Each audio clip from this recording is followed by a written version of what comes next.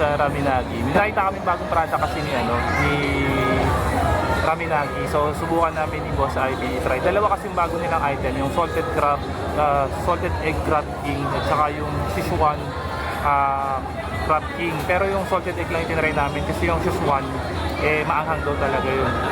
Para at least matry din ni Boss Ivy. Tsaka gusto ko kasi doon yung may mga napanood din kasi ako sa nakita ko na ito yung mismong crab, edible siya, malambot na yung yung crab niya.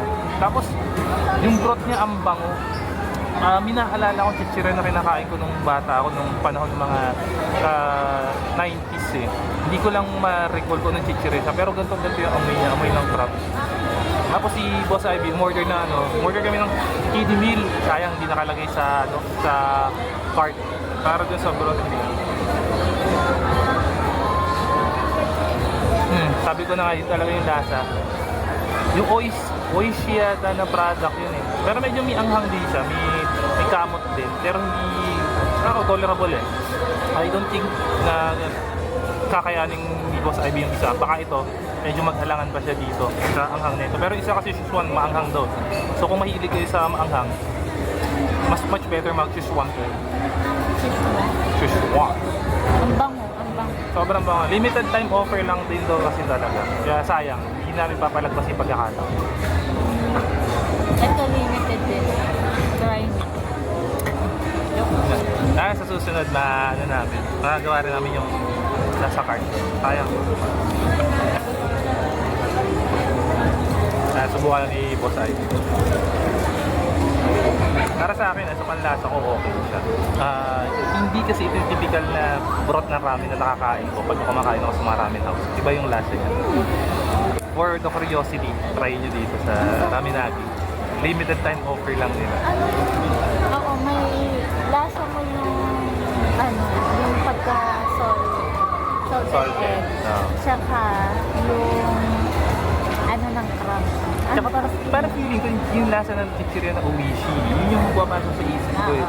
Yung Oishi. Siguro seafood. Oishi. Ito yung kukuhain ko ito. Ito part to ng crab. Legs to ng crab. Legs ng crab ah. Sarap. Ang lambot ng crab. If familiar kayo sa Tagaytay, pag pumunta tayo sa Tagaytay, yung mga maliliit na crablet na piniprito, mas malambot pa siya doon. Medyo na-amaze ako paano nila ginawang palambutin doon. Kung pin-pressure cooker ba nila, parang karne, pin-pressure cooker lang. Pero ano siya, as in, nakakapanibago na. Madalas naman kasi kami kumakain sa Raminagi, pero bago kasi nila to eh. Pati yung broth, hindi typical na itong broth yung nasusubukan namin dati. Masarap. Di ba malambot? Pero pag kami pagkakataon, itatry din namin yung Sichuan, tapos sabihin namin sa inyo kung anong experience namin. Pero so far, itong salted egg crab king, masarap. Sana hindi maging limited. Sana hindi maging limited offer. Sana sa mga susunod na panahon, gawin na nilang regular ng menu nila. Regular choice. Ang sarap ng Kaya si Boss Ivy, hindi siya mahilig sa maanghang. Pero yung broth na to, nasasarapan siya dito. Hindi kakain na kasi doon sa broth nila. Tapos hindi yung... hindi na ganun ka. Kasi yun, makikita nyo yung lambot ng crab. Dito mismo yung crab niya. Lambot to. Kita nyo yung mga legs niya, para ng calamares. Yung second din mo. Hindi mo feel. Ayun o, yun yung loob niya, yung aligid. Ganyan.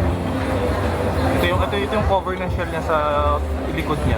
Ang lambot na, parang papel na lang. Medyo medyo weird lang kung hindi ka sanay kumain ng crab na hindi binabalatan. Kasi ako sanay ako sa crab na hinihimay eh. Pero na lang sa Tagaytay, yung crablets doon. Pero yung ganito, ang lambot niya talaga. Yun ang isa sa masasabi kong kakaiba dito sa crab nila. Ang lambot. Yan, ito yung back of the shell to.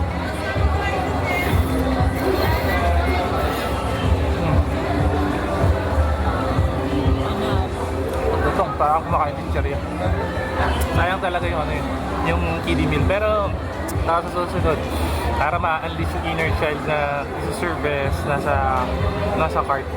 Ngayon, medyo na-curious din tuloy ako kung anong amoy at saka lasa ng Szechuan. Kasi itong salted egg, ayos na ayos. Wala siyang masyadong sahog bukod sa noodles, sa basil at saka yung mismong crab itself at saka yung powder na salted egg flavor yata yun. Kasi typical na ramen na nakain namin ni Boss Ivy. Ang nakatopping sa kanila, egg, yung pork, o kaya minsan with beef. So iba-iba eh. Ito, crab itself lang ang nagdala talaga. Ang medyo para sa akin ang hirap lang dito, natatanggal yung likod ng ng crab, natatanggal yung legs, pero ibang legs minsan ayaw matanggal. Medyo mahirap siyang himayin. Pero siguro, kung naka-spoon and fork, ayun, kaya naman. Kaya siyang paghiwalay. Malambot lang talaga. Ayan o, ito yung color ng broth niya. Pwede yung tulad. Hindi siya pinumpa ako eh. Oo. May sipa ng konti, pero konti ko. Tolerable mo ah. Ito yung bowl.